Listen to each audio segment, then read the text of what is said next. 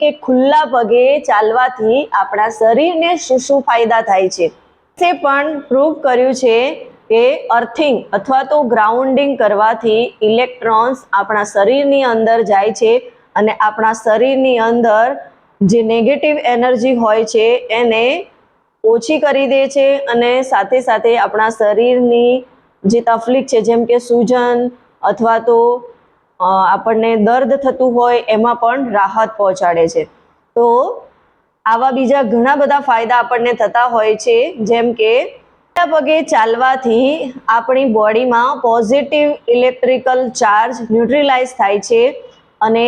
જમીન પર મોજૂદ જે નેગેટિવ ઇલેક્ટ્રોન્સ જે છે એ આપણા શરીર સાથે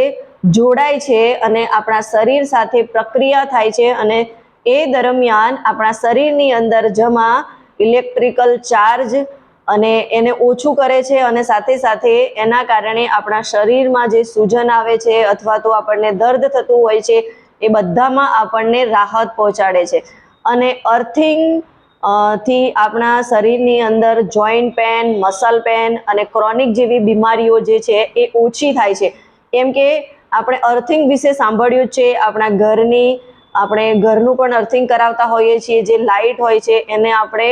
એક વાયર ખેંચી અને જમીનની અંદર દબતા હોય છે, જેના કારણે કોઈ પણ ઇલેક્ટ્રિક ઇસ્યુ થાય તો અર્થિંગના કારણે નુકસાન થતું નથી। તો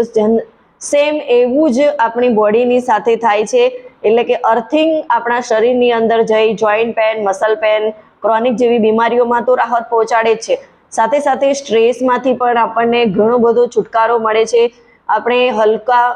હલકું મહેસૂસ કરીએ છીએ, આપણને એક સુકૂન મળે છે અને આપણી સ્લીપ ક્વોલિટીમાં ઘણો બધો સુધારો થાય છે।